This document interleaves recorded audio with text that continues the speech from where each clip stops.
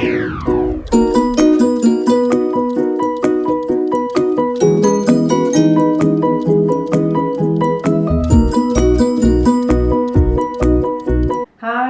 നമസ്കാരം.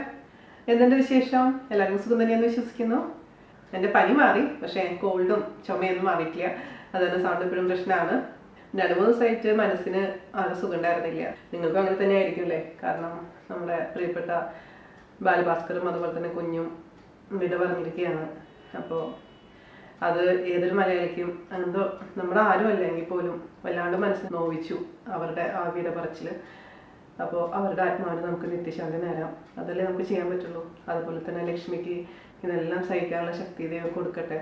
അപ്പോൾ ഇന്ന് ഞാൻ ചെറിയൊരു വീഡിയോ ആണ് ചെയ്യാൻ പോകുന്നത്. എൻ്റെ തൊണ്ട അത്ര ശരിയല്ല, അപ്പോൾ ഒരുപാട് സംസാരിക്കാൻ പറ്റില്ല.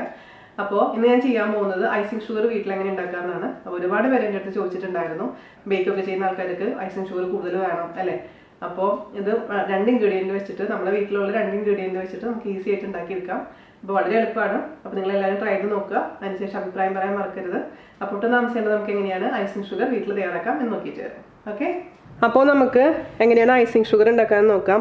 വളരെ എളുപ്പമാണ്. നിങ്ങൾ വലിയ ബുദ്ധിമുട്ടാണെന്ന് വിചാരിച്ചിരുന്ന പല കാര്യങ്ങളും നമുക്ക് റിയൽ ആയിട്ടുള്ള റെസിപ്പി നോക്കുമ്പോൾ അറിയാൻ പറ്റുക. നമുക്കും ചെയ്യാൻ പറ്റുമല്ലോ എന്ന്. അത്ര ഈസിയാണ്. വേറെ ഒന്നുമല്ല, നമ്മുടെ സാധാരണ റെഗുലർ ആയിട്ടുള്ള ഷുഗർ, നമ്മൾ സാധാരണ ഉപയോഗിക്കുന്ന ഷുഗർ ഇല്ലേ, അതായത് ഗ്രാനുലേറ്റഡ് ഷുഗർ, തരിയുള്ള പഞ്ചസാര. അപ്പോൾ പഞ്ചസാര 1 കപ്പ് ഞാൻ എടുത്തിട്ടുണ്ട്. ഇതിപ്പോൾ 250 ml സ്റ്റാൻഡേർഡ് മെഷറിംഗ് കപ്പാണ്. അപ്പോൾ നിങ്ങളുടെ അടുത്ത് സാധാരണ ഗ്ലാസ്, ഇപ്പോൾ ഞാൻ എപ്പോഴും ഉപയോഗിക്കാറുള്ള ഐക്കിയ ഗ്ലാസ് ഇല്ലേ, അതാണെങ്കിൽ 240 ml ആണ്. അപ്പോൾ ആ കൂട്ടത്തിൽ കൂടെ 1 ടേബിൾ സ്പൂണും കൂടെ കൂട്ടിയിടാം പഞ്ചസാര. ഇപ്പോൾ ഇച്ചിരി ഇപ്പോൾ 240 ml ആയാലും കുഴപ്പമൊന്നുമില്ല. അപ്പോൾ 250 ml മെഷർമെൻറ്റ് പറയണമെന്ന് മാത്രം. അപ്പോൾ ഈ കപ്പ് ഷുഗർ ഞാൻ എടുത്തിട്ടുണ്ട്. പിന്നെ നമുക്ക് വേണ്ടത് കോൺഫ്ലോർ. കോൺഫ്ലോർ എന്ന് പറഞ്ഞാൽ എന്താ? നമ്മുടെ ചോളത്തിൻ്റെ പൊടി. ഇപ്പോൾ ചോളത്തിൻ്റെ പൊടി എല്ലാ സൂപ്പർ മാർക്കറ്റിലും വാങ്ങിക്കാൻ കിട്ടും. നാട്ടിലാണെങ്കിലും എവിടെയാണെങ്കിലും കിട്ടുന്നൊരു ഐറ്റമാണ്. അപ്പോൾ അത് 1 ടേബിൾ സ്പൂൺ. ചില റെസിപ്പീസിൽ ഞാൻ കാണാറുണ്ട് ഇത് 1/2 അതായത് 1 കപ്പ് പഞ്ചസാരയാണെങ്കിൽ 1 കപ്പ് കോൺഫ്ലോർ എന്ന് കണ്ടിട്ടുണ്ട്. പക്ഷെ അത് ശരിയാവില്ല റെസിപ്പി. കാരണം അങ്ങനെ ആകുമ്പോൾ എന്താണെന്ന് വെച്ച് കഴിഞ്ഞാൽ നമ്മുടെ ഷുഗർ ഒട്ടും സ്വീറ്റ് ആയിരിക്കില്ല. ശരിക്കും പറഞ്ഞു കഴിഞ്ഞാൽ ഒരു മാവ് കഴിക്കുന്ന പോലത്തെ ഒരു ഫീലിംഗ് ആയിരിക്കും. നമ്മുടെ ഷുഗർ എപ്പോഴും നല്ല സ്വീറ്റ് ആയിരിക്കണം വേണം, അതേസമയം അത്ര നൈസ് ആയിരിക്കാൻ വേണം. അപ്പോൾ ആ ഷുഗർ കട്ട കെട്ടാതിരിക്കാനും ആ ഒരു നല്ലൊരു ടെക്സ്ചറിന് വേണ്ടിയിട്ടാണ് നമ്മൾ ഇതിൻ്റെ കൂട്ടത്തിൽ കൂടെ കോൺഫ്ലോർ ചേർത്ത് കൊടുക്കുന്നത്. അപ്പോൾ 1 കപ്പിന് 1 ടേബിൾ സ്പൂൺ മാത്രം ചേർത്താൽ മതിയാവും. ഓക്കെ, അപ്പോൾ നമുക്ക് അതിന് വേണ്ടി ഇങ്ങോട്ട് ഇത് അടിച്ചെടുക്കണം. അപ്പോൾ അടിക്കാൻ വേണ്ടിയിട്ട് ഒരു ജാറെടുക്കുക. ഞാനിപ്പോൾ ഇവിടെ വലിയ ജാറാണ് ഉപയോഗിച്ചിരിക്കുന്നത്. അതിൻ്റെ ബ്ലേഡ് ഞാൻ ചെറിയ ജാറിൻ്റെ ബ്ലേഡാണ് ഇതിലേക്ക് മാറ്റിയിട്ടേക്കുന്നത്. ചെറിയ ജാറെന്ന് പറയുമ്പോൾ നമ്മൾ ചട്നിയൊക്കെ അരയ്ക്കുന്ന കുഞ്ഞു ജാറ്. അപ്പോൾ അതെന്ന് വെച്ചാൽ നല്ല മൂർച്ചയുള്ള ബ്ലേഡായിരിക്കും. അപ്പോൾ ഇതിലോട്ട് ഞാൻ 1 കപ്പ് ഷുഗർ ആഡ് ചെയ്ത് കൊടുത്തിട്ടുണ്ട്. അതുപോലെ തന്നെ നമുക്കിനി ഇതിലോട്ട് 1 ടേബിൾ സ്പൂൺ കോൺഫ്ലോർ ആഡ് ചെയ്ത് കൊടുക്കാം. അത്രമാത്രം മതി. എന്നിട്ട് ഇത് വളരെ നൈസായിട്ട് അങ്ങ് പൊടിച്ച് കൊണ്ടുവരാം. ഞാൻ മിക്സിയും കൂടെ എടുത്ത് കൊണ്ടുവന്നിട്ടുണ്ട്. അപ്പോൾ മിക്സിയുടെ ജാറ് അതിലോട്ട് വെക്കുക, അടച്ചു കൊടുക്കുക.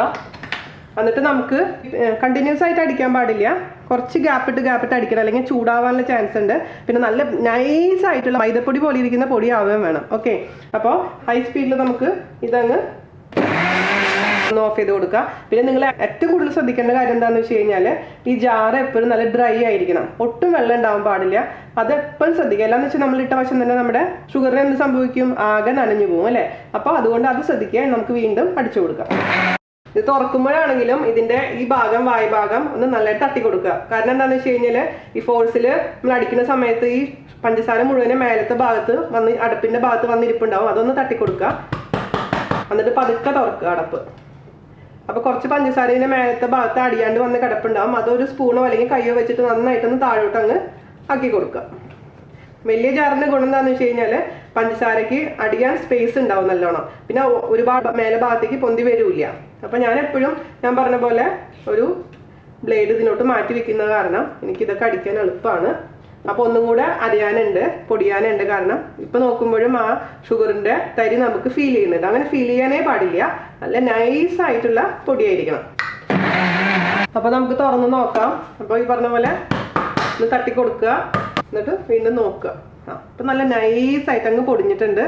അപ്പോൾ നിങ്ങൾക്കിപ്പോൾ 2 കപ്പ് വേണമെന്നുണ്ടെങ്കിൽ, ഇപ്പോൾ സ്ഥിരമായിട്ട് ബേക്ക് ചെയ്യുന്ന ആൾക്കാരാണെന്നുണ്ടെങ്കിൽ ഇത് അധികം പൊടിച്ചങ്ങ് എടുത്ത് വെച്ചാൽ മതി. പിന്നെ ആ ബേക്കിങ്ങിൻ്റെ ടൈമിൽ പൊടിക്കാൻ നിൽക്കണ്ട. പക്ഷെ ഞാനൊക്കെ വല്ലപ്പോഴും മാത്രം ബേക്ക് ചെയ്യുന്ന ഒരാളാണ്. അതുകൊണ്ട് ഞാൻ ആ സമയത്ത് മാത്രം, അല്ലെങ്കിൽ തലേദിവസം പൊടിച്ച് വെക്കുകയുള്ളൂ. ഒരുപാടൊന്നും ഞാൻ പൊടിച്ച് വെക്കാറില്ല. 1 കപ്പിൻ്റെ കണക്കിൽ തന്നെ പൊടിച്ച് വെക്കാറുള്ളൂ. നിങ്ങൾക്ക് 2 കപ്പ് വേണമെന്നുണ്ടെങ്കിൽ 2 കപ്പ് ഷുഗറും അതേപോലെ തന്നെ 2 ടേബിൾ സ്പൂൺ കോൺഫ്ലോറും, അത്ര തന്നെ. ഓക്കെ, അപ്പോൾ നമുക്കിനി ഇത് അരിച്ചെടുത്ത് ഒരു ടൈറ്റ് ആയിട്ടുള്ള പാത്രത്തിൽ സൂക്ഷിച്ച് വെക്കണം. അതിന് വേണ്ടിയിട്ട് ഇതിൽ നിന്ന് എടുക്കാം. എന്നിട്ട് നമുക്കൊരു അരിപ്പയിൽ കൂടെ അരിച്ച് എന്തെങ്കിലും ഒരു ചെറിയ കട്ടകളൊക്കെ ഉണ്ടെങ്കിൽ അത് ഒഴിവാക്കാൻ വേണ്ടിയിട്ടാണ്. കട്ടകളൊന്നും ഉണ്ടാവാൻ വഴിയില്ല.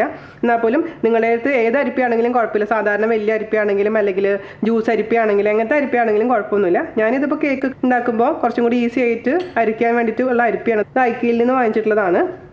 അപ്പോൾ നമുക്കിതിലോട്ട് ഈ ഐസിങ് ഷുഗർ ഇട്ട് കൊടുക്കാം. അതിന് ശേഷം അരിച്ചെടുത്ത് വയ്ക്കുക. അപ്പോൾ അരിച്ചിട്ടുണ്ട്. അപ്പോൾ നമുക്ക് നല്ല നൈസായിട്ടുള്ള പൊടി കിട്ടിയിട്ടുണ്ട്. ഇത്രേ ഉള്ളൂ പരിപാടി. ഇനി നമുക്കൊരു എയർ ടൈറ്റ് ആയിട്ടുള്ള ഒരു കണ്ടെയ്നറിലോട്ടങ്ങ് ഇട്ട് വയ്ക്കാം. നിങ്ങൾക്ക് വേണമെങ്കിൽ ഫ്രിഡ്ജിൽ വയ്ക്കാം. കുറേ നാളൊക്കെ ഉപയോഗിക്കണമെന്നുണ്ടെങ്കിൽ ഇത് ഉണ്ടാക്കിയതിന് ശേഷം ഫ്രിഡ്ജിൽ വെച്ചോളൂ കേട്ടോ, ഇതേപോലെ കണ്ടെയ്നറിൽ. അല്ലാന്നുണ്ടെങ്കിൽ നമുക്ക് സാധാരണ കിച്ചണിൻ്റെ കബോർഡിൽ തന്നെ വെച്ചാൽ മതി.